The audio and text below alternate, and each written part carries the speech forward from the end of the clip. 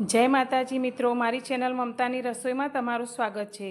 आज हूँ तमारी साथे शेर करीश एकदम घट क्रीमी और ओछा समय में तैयार थतो दूधपाकनी रेसिपी।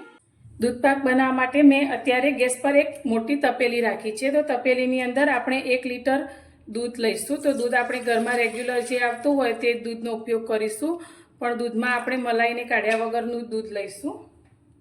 तो अत्यारे मैं मोटी साइजनी तपेली लीधी छे। तो हवे आपणे आ दूधमांथी 1 नानी वाटकी जेटલું दूध काढी लईशुं। तो दूध आपणे आ ठंडू ज काढवानुं छे।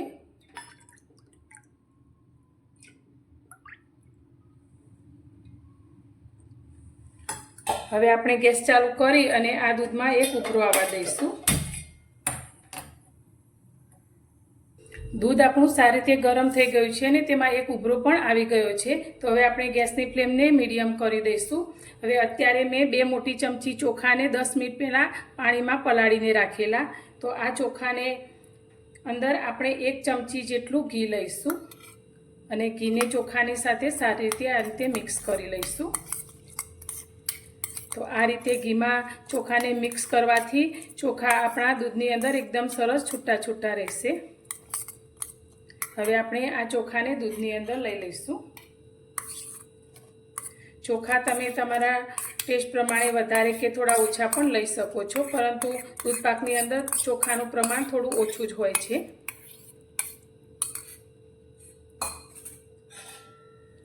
हवे तेने आपणे आ रीते मिक्स करी लईशुं। हवे आपणे मीडियम गैसनी फ्लेम पर चमचो तपेलीनी अंदर आ रीते राखी अने दूधने उकळवा दईशुं। हवे आपणे साइडमां बीजा गैस पर एक जाडा तळियावाળી मोटी कढ़ाई लईशुं अने कढ़ाईनी अंदर आपणे 1 चमची जेटલું घी लईशुं।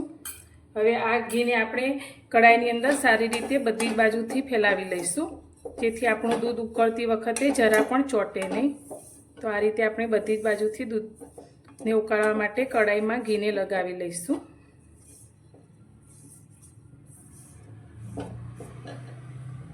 हवे आपणे जे 1 वाटकी दूध राख्युं हतुं ते दूधने आपणे आ कढ़ाईनी अंदर लई लईशुं। तो जेटલું आपणे दूध लीधुं छे तेटલું ज मैं अत्यारे मिल्क पाउडर लीधो छे, ते आपणे दूधनी अंदर लई लईशुं। आ मिल्क पाउडर तमने बजारमां 10 रूपियाना पेकेटमां करियाणावाळाने त्यां सहेलाईथी मळी रहे छे। तो आ रीते मिल्क पाउडर दूधमां एड करवाथी आपणो दूधपाक एकदम घट अने क्रीमी तैयार थाय छे। तो ठंडा दूधनी अंदर ज आपणे आ मिल्क पाउडरने दूध साथे मिक्स करी लईशुं। हवे अत्यारे मैं 4 થી 5 चमची जेटली खांड लीधी छे। ते खांडने आपणे कढ़ाईनी अंदर लई लईशुं। तो खांड तमे तमारा टेस्ट प्रमाणे थोड़ी वधारे के ओछी लई शको छो। हवे आपणे गैसनी फ्लेમને चालू करीशुं अने एकदम धीमा गैस पर आपणे आ रीते खांडने ज्यां सुधी ओगळे नहीं त्यां सुधी मिक्स करीशुं।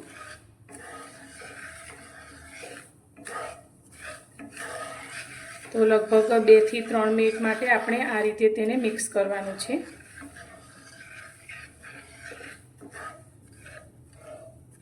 दूधमां आपणी खांड सारी रीते ओगળી गई छे अने दूध पण आपणुं घट थई गयुं छे। तो हवे आपणे आ दूधने बहु वधारे घट नथी करवानुं। तो अत्यारे हवे आपणे गैसनी फ्लेમને एकदम स्लो ज राखीशुं। हवे आपणे उकळता दूधमां चोखाने जोई लईशुं। तो आ रीते चोखानो दाणो आपणे हाथमां लईने जोईए तो ते सारी रीते तूटी जाय छे, એટલે આપણા ચોખા સારી રીતે ચડી ગયા છે। તો અત્યારે આપણે આ ગેસની ફ્લેમને બંધ કરી દઈશું। હવે આપણે આ ભાત સાથે આ દૂધને આપણે આ કઢાઈની અંદર લઈ લઈશું।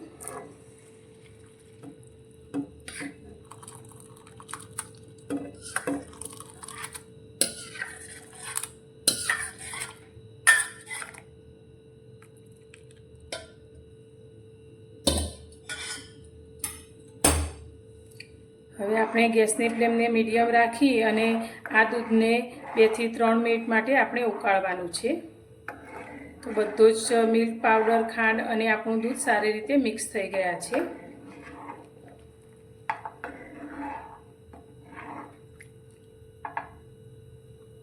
दूध आपणुं सारी रीते उकળી गयुं છે। तो અત્યારે મેં થોડાક બદામ અને પિસ્તા અને 1 ચમચી ચારોળી લીધી છે। તો તેને આપણે આ દૂધપાકની અંદર લઈ લઈશું અને ફરી 1 મિનિટ માટે આપણે તેને ઉકાળીશું। તો બદામ અને પિસ્તાને મેં થોડીવાર માટે પાણીમાં પલાળી અને તેની આ રીતે કતરણ તૈયાર કરેલી.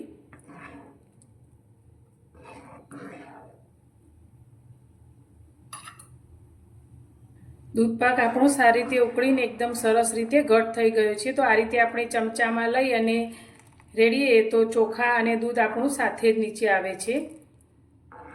તો આપણે ચોખા જ્યારે આપણી ખાંડ સારી રીતે મેલ્ટ થઈ જાય પછી જ આપણે ચોખાવાળું દૂધ આપણે મેલ્ટ કરેલી ખાંડના દૂધમાં એડ કરવાનું, જેથી કરીને આપણા ચોખાના દાણા સારી રીતે ચડી જાય. તો હવે આપણે ગેસની ફ્લેમને બંધ કરી દઈશું અને ફ્લેવર માટે આપણે અડધી નાની ચમચી જેટલો ઇલાયચીનો પાવડર એડ કરીશું. તો ઇલાયચીને મેં થોડી ખાંડ સાથે મિક્સ કરી અને તેને પીસી લીધી છે. સાથે આપણે એક જાયફળ લીધું છે, તેને આપણે આ રીતે છીણી અને અંદર એડ કરીશું. તો ગેસની ફ્લેમ બંધ કર્યા પછી જ આપણે બંને વસ્તુને એડ કરીશું, જેની ફ્લેવર સારી રીતે દૂધપાકમાં જળવાઈ રહે.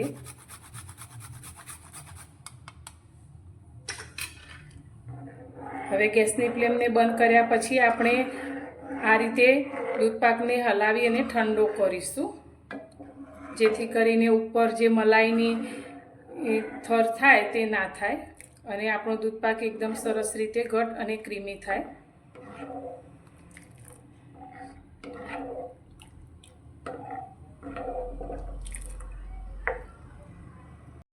તો મિત્રો તૈયાર છે આપણો એકદમ ઘટ અને ક્રીમી એવો દૂધપાક.